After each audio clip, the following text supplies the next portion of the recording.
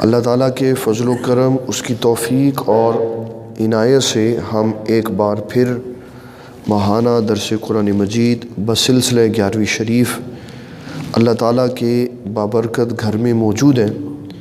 اللہ تعالیٰ ہمیں نبی صلی اللہ علیہ وسلم کی تعلیمات پر عمل پیرا ہونے کی توفیق عطا فرمائے۔ سورۃ النور کی آیت نمبر 31 کا ابتدائی حصہ ابھی آپ نے سماعت فرمایا ہے۔ حکم مبارک 29 اور 30 دو آیات میں موجود ہے۔ آیتوں کا ترجمہ کر کے پھر اس کی وضاحت کی طرف چلتے ہیں۔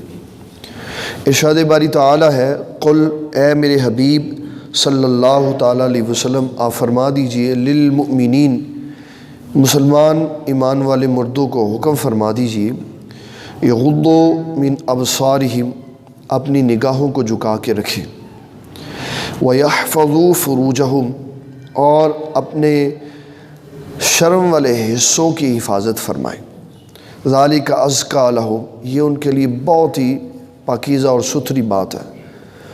ان اللہ خبیر بما یصنعون اللہ تعالیٰ کو تمہارے سارے کاموں کی خبر ہے۔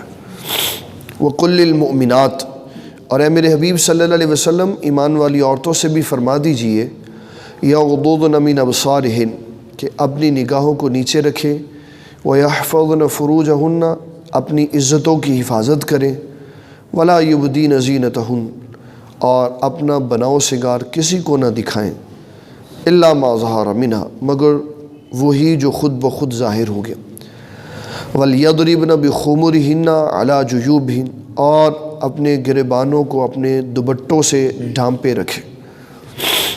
کافی ساری لمبی آیت ہے، پھر بعد میں اس کی وضاحت کرتا ہوں۔ یہ آیت اس لیے میں نے پڑھی ہے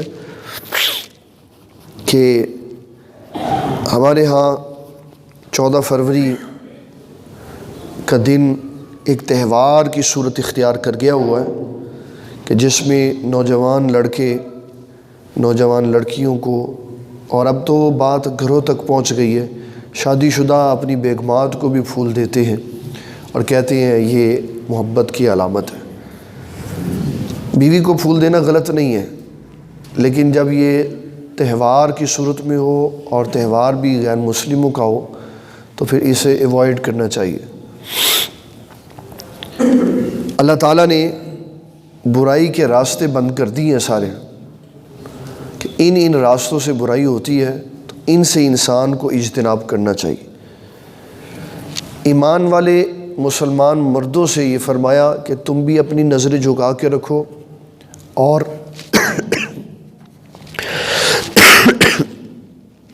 ایمان والی عورتوں سے فرمایا تم بھی اپنی نظریں جھکا کے رکھو۔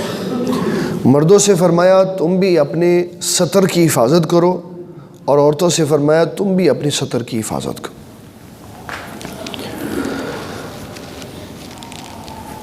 سب سے پہلا خطاب ہوا حضور پاک صلی اللہ علیہ وسلم کی ازواج سے، فرمایا یا نساء النبی لستن کاحد من النساء، اے نبی صلی اللہ علیہ وسلم کی ازواج تم اور عورتوں کی طرح نہیں ہو۔ تو پھر کیا کرنا ہے؟ ان اتقیتن تقوی اختیار کر، فلا تخضعن بالقول نرم بات نہیں کرنی، اس کی ایک علیحدہ سیپریٹ میں وجہ۔ پھر فرمایا وقرن فی بیوتکن اپنے گھروں میں ٹھہری رہو، ولا تبرجن تبرج الجاہلیۃ الاولی اور ایسی بے پردگی نہیں کرنی جیسی زمانہ جاہلیت کی خواتین کرتی تھی۔ وہ کیا کرتی؟ مفسرین نے لکھا کہ ان کے پروگرام مخلوط ہوتے تھے، جیسے ہمارے شادیاں ہوتی۔ پہلے تو ہم نے یہی دیکھا اور سنا ہوا تھا کہ شادی ایسے ہوتی ہے کہ ایک طرف لیڈیز ہوتی، بیچ میں قنات لگی ہوتی ہے، اور ایک طرف جینٹس ہوتے ہیں۔ اب جو ماڈرن شادیاں ہوتی ہیں وہ ایک ہی گول ٹیبل کے ارد گرد ایک فیملی ادھر بٹھا دی، ایک فیملی آگے بٹھا دی، ایک فیملی اس طرح مکس۔ یہ زمانہ جاہلیت کی طرز پہ ہم چلے گئے، اور پھر بڑے آرام سے یہ کہہ دیتے ہیں اپنے ہی ہے جی سارے، غیر تو کوئی بھی نہیں۔ جس کو عورت اپنا چہرہ ہاتھ اور پاؤں دکھا سکتی ہے، اس کا اللہ تعالیٰ نے ذکر کر دیا۔ تو اگر یہ ساری برات کے اندر وہی صرف بیٹھا ہوا تو پھر تو ٹھیک ہے، اور اگر اس کے علاوہ بھی ہے تو پھر پروگرام علیحدہ علیحدہ ہونے چاہیے۔ میں ان کے نام پڑھ دیتا ہوں تاکہ پتہ چل جائے کہ عورت حسن و جمال کس کو دکھا سکتی۔ نمبر 1 اپنے شوہر کو، نمبر 2 اپنے باپ کو، باپ اور اوپر باپ کے بھائیوں کو، نمبر 3 سسر کو، نمبر 4 اپنے حقیقی بیٹے کو، نمبر 5 اپنے شوہروں کے پہلی بیویوں سے جو بیٹے ہیں ان کو، نمبر 6 اپنے بھائی کو، نمبر 7 اپنے بھائیوں کے بیٹوں کو، نمبر 8 اپنی بہنوں کے بیٹوں کو، اور نمبر 9 دینی مسلمان خواتین کو۔ یہ رشتے ہیں جن کو اللہ تبارک و تعالیٰ نے کہا کہ تم اپنا چہرہ دکھا سکو۔ 2 کا اور ذکر کیا، نوکر جو گھروں میں کام کرنے والے بچے ہوتے، جب وہ اس عمر کو نہ پہنچے، ان کو پتہ نہ ہو کہ مردوں کو اللہ تعالیٰ نے کن احکامات کے ساتھ وابستہ کیا ہے اور عورتوں کو کن احکامات کے ساتھ وابستہ، جینڈر بیسس کے جو مسائل ہیں وہ نہ ان کو پتہ، تو ان چھوٹے بچوں کے سامنے بھی جا سکتی ہے۔ اللہ اکبر۔ یہ وہ خواتین ہیں جو اپنے ان رشتہ داروں کو اپنا حسن و جمال دکھا سکتے۔ اگر شادی میں سارے بھائی ہیں یا سارے چچا بیٹھے ہوئے ہیں تو پھر ٹھیک ہے، کوئی حرج نہیں، لیکن اگر ان کے علاوہ میں کوئی ہے تو پھر اس میں سخت احتیاط کی ضرورت ہے۔ یہ کیوں ایسا کیا؟ تاکہ نگاہ میں گندگی اور فتور نہ پیدا ہو جائے، غیر عورت کے وجود پہ جو نگاہ پڑے گی اس سے اللہ تعالیٰ کی ناراضگی کا سبب پیدا ہوگا۔ مولا کائنات علی المرتضیٰ رضی اللہ تعالیٰ عنہ سے حضور پاک صلی اللہ علیہ وسلم نے فرمایا، علی ایک نگاہ جو غیر ارادی طور پر پڑے وہ معاف ہے۔ ایسے چل رہے تھے تو یکا یک سامنے دیکھا تو خاتون کھڑی تھی تو ساتھ ہی نکل، یہ معاف ہے۔ اور جو اس کے بعد ارادے کے ساتھ نگاہ ڈالی، فرمایا اس کا گناہ ملے گا۔ اب اس میں ایک نگاہ کی رعایت کو مذاق نہیں کر سکتے، جس طرح ہمارے ہاں نوجوان طبقہ مذاق کرتا ہے، کہتے ہیں جی ایک تے معاف ہے نا، چلو ایک دن والی کار چھڈ آئیے سیدھا، ایک دن والی اسی کار چھڈ آئی۔ یہ شریعت کے ساتھ مذاق ہے، اور شریعت کسی کے ابو جی کی نہیں ہے، یہ شریعت اللہ تعالیٰ اور اس کے رسول کی ہے۔ اس کے ساتھ مذاق بسا اوقات شریعت سے باہر نکال دیتا ہے انسان کو۔ اس کے کسی حکم کے ساتھ مذاق نہیں کرنا چاہیے۔ بڑے ادب و احترام سے یہ کہہ سکتی ہے کہ میری کمی کجی ہے جی، میرا قصور ہے، میں عمل نہیں کرتا، یہ نہیں کہنا چاہیے ابھی پلیوں بڑھائی ہوئی گل۔ دونوں باتوں میں فرق ہے۔ ام المومنین سیدہ عائشہ صدیقہ طیبہ طاہرہ رضی اللہ تعالیٰ عنہ، آپ اتنی پردہ والی اور باحیا خاتون تھی، اتنی پردہ والی تھی، جب حضور پاک صلی اللہ علیہ وسلم کا وصال ہو گیا تو آپ قبر شریف کی زیارت کے لیے جاتی تھی۔ اس کے بعد حضرت ابوبکر صدیق کا وصال ہوا تو بھی جاتی تھی۔ پھر جب حضرت عمر بن خطاب کی قبر بنی تو پھر حجاب کے ساتھ جاتی تھی، کہتی تھی پہلے تو میرے شوہر تھے، پھر میرے والد تھے، اب یہ غیر ہے، اس لیے قبر کی زیارت کے لیے بھی میں نے پردے کے ساتھ جانا، قبر سے پڑھتا۔ تو اسلام نے یہ اصول اور ضابطہ ہمیں سمجھایا کہ اگر تم نے تقوی اختیار کرنا ہے نا تو سب سے پہلے یہ نگاہ ہے۔ حضور صلی اللہ تعالیٰ علیہ وسلم کی حدیث ہے جس کا میں آپ کو مغز سنانے لگا ہوں کہ زنا کا حصہ ہوتا ہے، کچھ حصہ آنکھ کا ہوتا ہے، کچھ حصہ کان کا ہوتا ہے، کچھ منہ کا ہوتا ہے، کچھ سونگھنے کا ہوتا ہے۔ تو جو شے غیر محرم کی طرف جاتی ہے وہ اپنا اپنا حصہ نکال کے لے آتا ہے۔ اگر کوئی غیر محرم عورت کو دیکھتا ہے تو اپنی آنکھوں کو زنا میں مبتلا کر. کوئی اس کے ساتھ فون پہ بات کرتا ہے تو وہ اپنے کان کے ساتھ یہ گناہ کر رہا. کوئی میسج کر رہا ہے, کوئی لے رہا ہے, دے رہا ہے, ہاتھ لگا رہا ہے, مصافحہ کر رہا ہے, تو وہ اعضاء کے ساتھ یہ گناہ کر رہا. ان ساری چیزوں میں سب سے بنیادی جو رول انسان کو برائی کی طرف لے کے جاتا ہے وہ ہے آنکھ کا بہک جانا.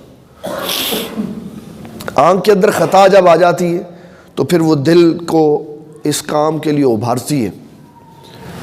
اور اس میں یہ بھی ذہن میں رکھیے گا, شریعت نے غیر عورت کے علاوہ اللہ تعالیٰ کی قدرتوں کو دیکھنے کا پورا حق دیا ہوا. دادا صاحب رحمۃ اللہ علیہ فرماتے ہیں ایک بندہ ایک حسین و جمیل عورت کو بڑے غور سے دیکھ رہا تھا, تو فرمایا میں نے اس سے پوچھا یہ کیا کر رہا؟ کہنے لگا انفس الآفاق میں غور و فکر کر رہا ہوں.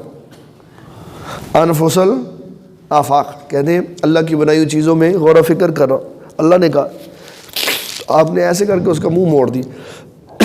فرمایا پہاڑوں کی طرف غور کر, دریاؤں کی طرف غور کر, یہ انفس الآفاق ہے, یہ تو غیر محرم عورت ہے. میں معافی چاہتا ہوں آپ احباب سے, اچانک طبیعت تھوڑی سی ڈسٹرب ہو گئی ہے. صبح تک ٹھیک تھی, تو میری وجہ سے آپ کو تکلیف ہو رہی ہے تو اس کی معافی دے دیجیے.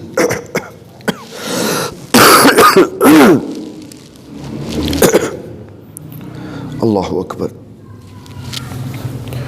گھروں میں اسلام نے پردے داری کا حکم ارشاد فرمایا. ایک گھر میں ایک باپ اور اس کی بیٹی اور اس کا بیٹا اور بہو اور دوسرے عزیزوں و اقربا اس کے ساتھ رہتے, تو اجازت نہیں دی بغیر دستک کے اندر جاؤ, یہ پردے داری ہے. عبداللہ ابن مسعود کہتے ہیں میں نے سوال کر دیا, کم کرتے تھے لیکن کر دیتے تھے. کہنے لگے حضور اپنے گھر میں بھی اجازت لے کے جانی؟ آپ نے فرمایا کیا تو یہ پسند کرتا ہے کہ تو اندر جائے؟ میں وہ نہیں لفظ کہہ رہا جو حدیث میں, کیونکہ وہ تو پتہ نہیں ہضم ہوتے ہیں کہ نہیں, تو میں اس کو ذرا تعویلاً یا تبدیل کر کے آسان کر کے سمجھانے کے لیے اس کی شرح کرتے ہوئے بتا رہا ہوں. فرمایا کیا تو چاہتا ہے کہ تو جائے اور پھر شرمندہ ہو کے واپس آ جائے؟ تو اسے بہتر نہیں کہ پہلے دستک دے کے جا. اب شرمندگی کی بے شمار انگنت وجوہات ہو سکتے.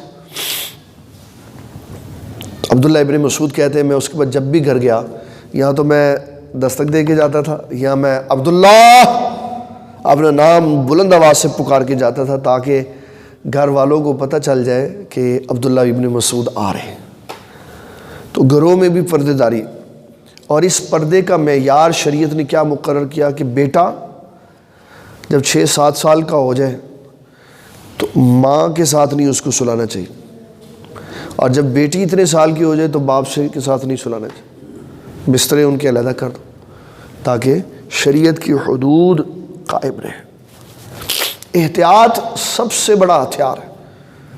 اعتبار نہیں کوئی شے, اعتبار جو ماں باپ یہ کہتے ہیں نا سانو اپنے بچے تے اعتبار ہے, وہ یہ خواہش نفس کا جملہ ہے, یہ اسلامی جملہ نہیں. کوئی شخص یہ کھڑا ہو کے کہہ سکتا ہے کہ مجھے یہ اعتبار ہے کہ میں مسلمان مروں گا؟ کسی کو پتہ؟ اپنے ایمان کا تو اعتبار کوئی نہیں, تو کسی دوسرے فرد کے اوپر یہ کہتا ہے کہ جناب یہ جو ہے, یہ جو میرا بیٹا ہے مجھے اس کے اوپر اعتماد ہمیشہ قانون کے اوپر ہوتا. اعتماد قانون کیا ہے کہ کہیں موقع نہ دے مرد و عورت کے اختلاط کا, جہاں وہ مل جائے, گنجائش نہ چھوڑے. ایسا قانون بنائے گنجائش نہ چھوڑے. جب گنجائش نہیں ہوگی تو اعتبار ہی اعتبار.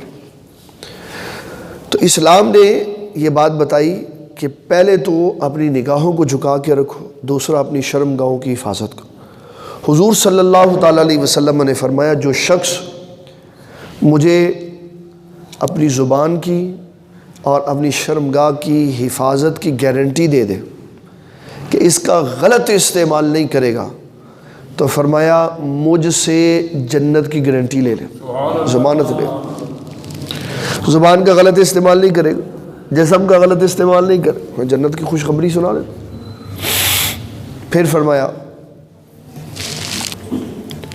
کہ اللہ تعالیٰ قیامت والے دن جو سب سے نرم سلوک فرمائے گا، سب سے زیادہ شفیق اور مہربانی والا سلوک فرمائے ان لوگوں پہ فرمائے گا جو سفید داڑھیوں والے ہوں گے، بوڑھے ہوں گے۔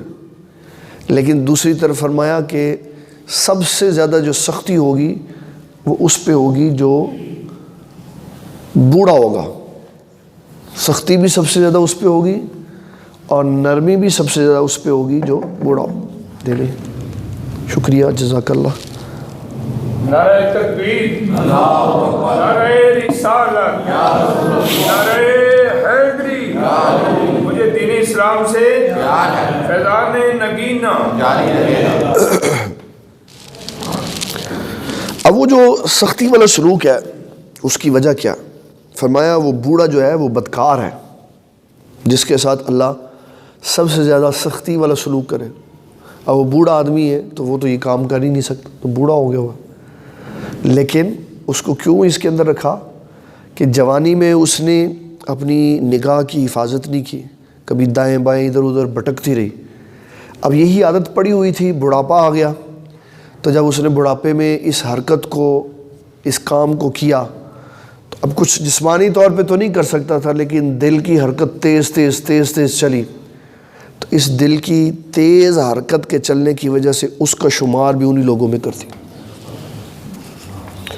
اس لیے سب سے بنیادی شے ہے نگاہ کی حفاظت، نگاہ کی حفاظت۔ شیخ شہاب الدین سہروردی نے عوارف المعارف میں بڑا ہی خوبصورت ایک جملہ لکھا ہے، کہا صوفیاء سب سے پہلے مرید کی نگاہ کی حفاظت کرواتے تھے۔ سب سے اپنے بارے میں یہ لکھتے ہیں کہ میں خود، شیخ شہاب الدین فرماتے ہیں میں خود ایک عرصہ جب اپنے گھر سے مسجد کی طرف جاتا تھا نا، تو بیچ میں بازار پڑتا تھا، تو میں اپنی آنکھوں پہ پٹی باندھ لیتا تھا اور ایک بچے سے کہتا تھا اپنے گھر کے کہ یار میرا ہاتھ پکڑ کے مجھے مسجد چھوڑو، تو کہتے بابا آنکھیں تو صحیح ہیں۔ کہا آنکھوں کی بات نہیں ہے، اگر بازار جاؤں گا تو ہو سکتا ہے اچانک غلطی سے کسی عورت کے اوپر نگاہ پڑ جائے، تو اسی کی تو حفاظت کرنی ہے۔ اس کا مطلب یہ نہیں ہے کہ اسلام اتنی شدت کے ساتھ گرفت کرتا، یہ احتیاط ہے۔ یہ کیا ہے؟ احتیاط۔ جو جتنی احتیاط کر سکتا ہے وہ اتنی منزل پا لیتا۔ مطلقاً کہہ دیا کہ اپنی نگاہوں کی حفاظت کرو، پھر جو جتنی کرتا رہے گا اس کو اتنا ثواب ملتا۔ تو جو اپنی نگاہوں کی حفاظت نہیں کرے گا پھر اس کو پریشانی کا سامنا کرنا۔ ایک تابعی کا قول ہے کہ میں نے صحابی سے یہ بات سنی، مجھے انہوں نے کہا کہ اگر غیر عورت کی طرف دیکھنا اور دوسری طرف یہ مسئلہ ہو کہ کہا جائے کہ غیر عورت کی طرف دیکھ ورنہ تیرے سر میں کیل ٹھونک دیا جائے گا، تو اگر دماغ میں لوہے کا کیل ٹھونک دینا یہ پسند کر لو، غیر عورت کی طرف دیکھنا پسند نہ کر۔ یعنی کتنا اس کے اوپر سخت پیرا دیا لوگوں نے، غیر عورتوں کی طرف نہیں دیکھا، غیر عورتوں کی طرف نہیں دیکھا۔ یہ ایمان اور اعتقاد کا، عبادات کا نقصان ہو جاتا۔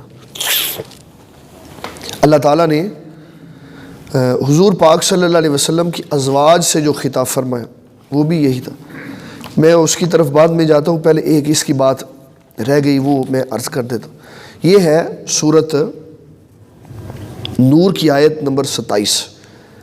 اللہ تعالیٰ فرماتا ہے یا ایھا الذین آمنوا لا تدخلوا بیوتا غیر بیوتکم حتی تستأنسوا، اے ایمان والو اپنے گھروں کے سوا جب کسی کے گھر میں جاؤ تو تب تک اس کے گھر میں داخل نہ ہو جب تک اجازت نہ لے لو۔ اجازت، جو جوائنٹ فیملی سسٹم ہے وہ بھی سیپریٹ گھروں کی طرح ہے، جوائنٹ فیملی سسٹم وہ بھی سیپریٹ گھروں کی طرح ہے کہ ان میں 2 3 4 بھائیوں کے علیحدہ علیحدہ کمرے ہیں اور ایک اکٹھا کچن ہے، واش روم ہے، تو وہ بھی سیپریٹ گھروں کی طرح ہے۔ تو جب کسی بھائی کے کمرے میں جانے کی ضرورت پڑے دستک دے کے جانا چاہیے، بغیر دستک دیے وہاں جانے کی بھی اجازت نہیں ہے۔ دوسرا فرمایا وَتُسَلِّمُ عَلَىٰ أَهْلِهَا، یا دستک دے لو یا ان کے رہنے والوں کو سلام کر لو، بھائی جان السلام علیکم ہیں گھر پہ آ جاؤ، چلے جاؤ، بغیر اجازت کے جانے کی، اندر داخل ہونے کی ہرگز اجازت نہیں۔ پھر امہات المومنین کو خطاب فرمایا، یہ ہے سورۃ احزاب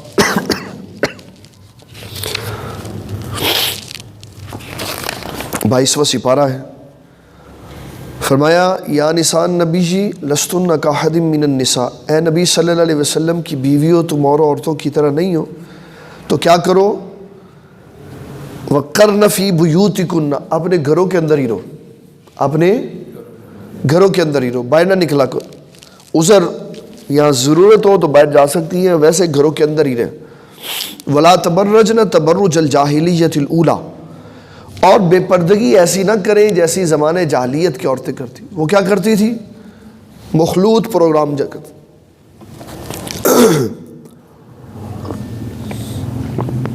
اکٹھا مشترکہ پروگرام، بندے بھی اسی میں اور عورتیں بھی اسی میں۔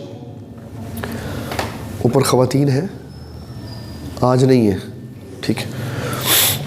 علامہ جلال الدین سیوطی نے اس کی ایک مثال بیان کی ہے، کہا جب نوح علیہ السلام دنیا سے تشریف نوح علیہ السلام کا دور تھا اور آپ دعوت و تبلیغ کرتے تھے اور قوم بات نہیں مانتی تھی، قوم کی تباہی سے پہلے یہ کیفیت تھی کہ 2 بستیاں آباد تھی، ایک پہاڑ اور 2 پہاڑوں کے دائیں بائیں۔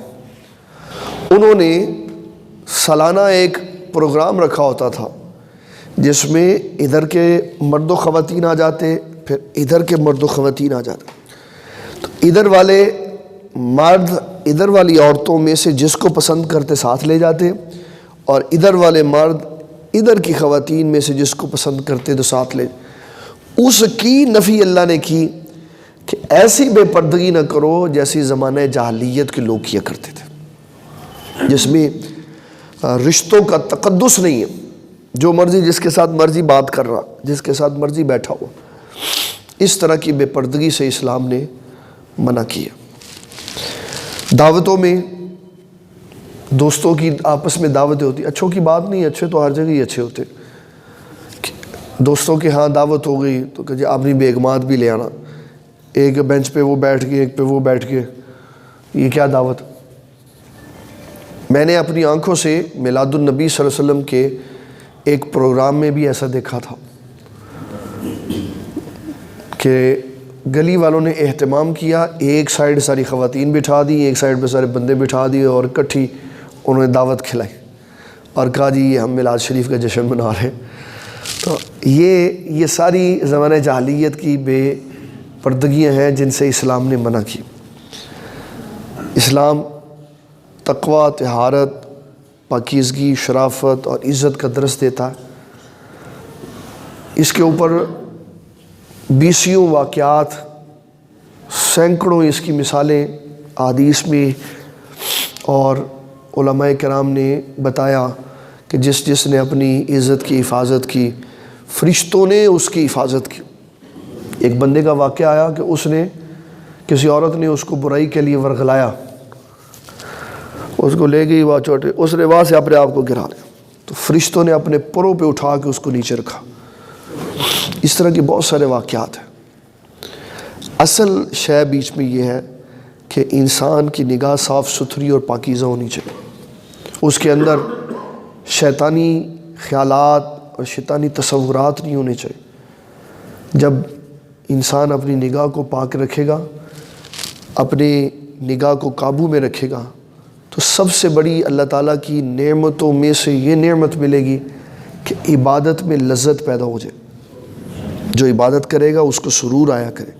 اللہ تعالیٰ کی بارگاہ میں دعا ہے کہ ہماری اس مختصر سی عاجزی کو قبول و منظور کرے، اور جو طبیعت کی اچانک ناسازی ہوئی اس پہ معافی میں مانگتا ہوں۔